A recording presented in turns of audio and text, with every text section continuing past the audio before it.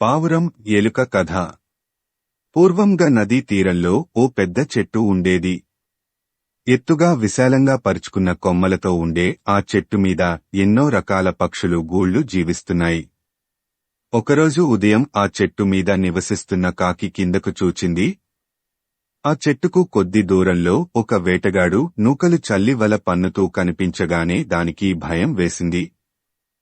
ఆ చెట్టు మీద నుండి ఎగిరిపోయి కొద్ది దూరంలో ఉన్న మరక చెట్టుపైన వాలి ఆ వేటగాడిని గమనించసాగింది. వల పూర్తి చేసిన వేటగాడు అక్కడికి దగ్గరలోనే ఉన్న ఓ పొదలో దాక్కుని వలలో పక్షులు ఎప్పుడు చిక్కుకుంటాయా అని ఎదురుచూస్తున్నాడు. ఆకాశంలో ఆ చెట్టు వైపుగా ఓ పావురాల గుంపు ఎగురుకుంటూ రాసాగాయి. ఆ పావురాల గుంపుకు ఓ పావురం రాజు. చెట్టు దగ్గరకు వస్తూనే ఆకాశంలోంచి నేలమీద వేటగాడు చల్లిన నూకలను గమనించిన పావురం రాజు మిగిలిన పావురములతో, మిత్రులారా, మనుషులు తిరగని ఈ చోటులో నూకలు ఉన్నాయి కనుక వీటి వెనుక ఏదో మర్మము ఉండి ఉంటుంది. బహుశా ఏ వేటగాడో మనలాంటి పక్షుల కోసం పన్నిన వల అయి ఉండవచ్చు. అందుకని మనం ఈ నూకల కోసం ఆశపడి ఆపదను కొని తెచ్చుకోవద్దు అంటూ హెచ్చరించాడు. ఆ గుంపులో ఉన్న ఓ ముసలిపావురం పావురం రాజు మాటలకు నవ్వి, నీవు రాజువి అన్న అహంకారం వదిలి నేను చెప్పే మాటలను విను. అనవసరమైన అనుమానాలతో ఎదుట ఉన్న ఆహారమును కాలదన్నుకొనుట మూర్ఖత్వము. నువ్వే చెప్పావుగా ఈ ప్రదేశములో మనుషులు తిరగరని. మరి ఇలాంటి చోట నూకలు ఉండటం అనుమానించతగ్గ విషయం ఏమాత్రం కాదు. ఆ బూరుగు చెట్టుమీద నివసించే పక్షులు ఆహారం తెచ్చుకున్నప్పుడు ఆ నూకలు వాటి నుంచి జారిపడి ఉంటాయి. అందుచేత అవి తినటానికి మనం క్రిందకు దిగుదాం అంటూ పావురం రాజుకు అభ్యంతరం చెప్పింది. ఆ ముసలి పావురం మాటలకు మిగిలిన పావురములు వంత పాడుతున్నట్లుగా ఉండటంతో పావురం రాజు తన మాటలతో ఆ పావురముల మనసు మార్చుట కష్టమని గ్రహించి మౌనంగా ఉండిపోయాడు. పావురం రాజు మౌనం అర్ధాంగీకారంగా భావించిన పావురములన్నీ నూకలను తినటానికి నేలమీద వాలి వేటగాడు పన్నిన వలలో చిక్కుకుపోయాయి.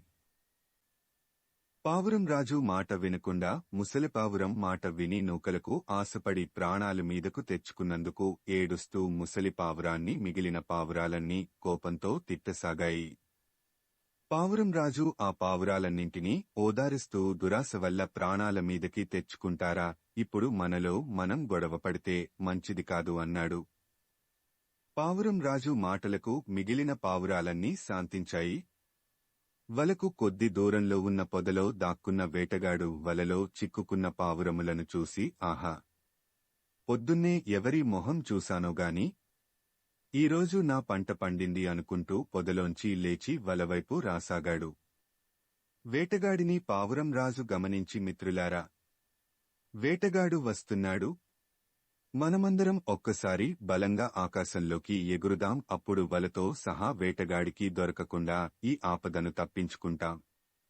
ఆ తరువాత గండకీ నది ఒడ్డున ఉన్న అడవిలో ఎలుక ఉన్నది. అతను నాకు మంచి మిత్రుడు. అతని దగ్గరకు వెడదాం. ఈ వలను కొరికి మనల్ని రక్షిస్తాడు అని మిగిలిన పావురములతో చెప్పాడు.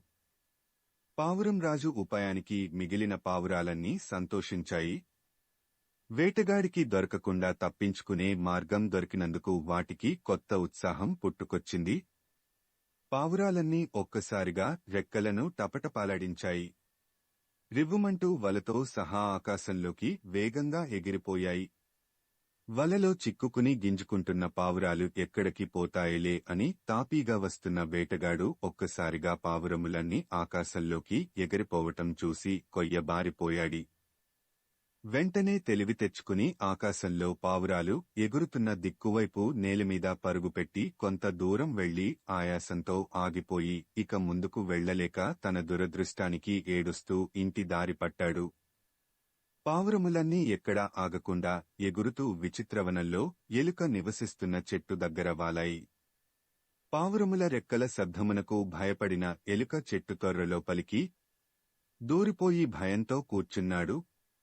అప్పుడు పావురం రాజు, మిత్రమా, నేను పావురం రాజు అని చెప్పగానే ఎలుక వేగంగా బయటకు వచ్చి పావురం రాజుని చూసి ఆనందపడి ఆ తరువాత పావురం రాజుతో పాటు మిగిలిన పావురాలన్నీ కూడా వేటగాడు పన్నిన వలలో చిక్కుకున్నాయని తెలుసుకుని బాధపడ్డాడు.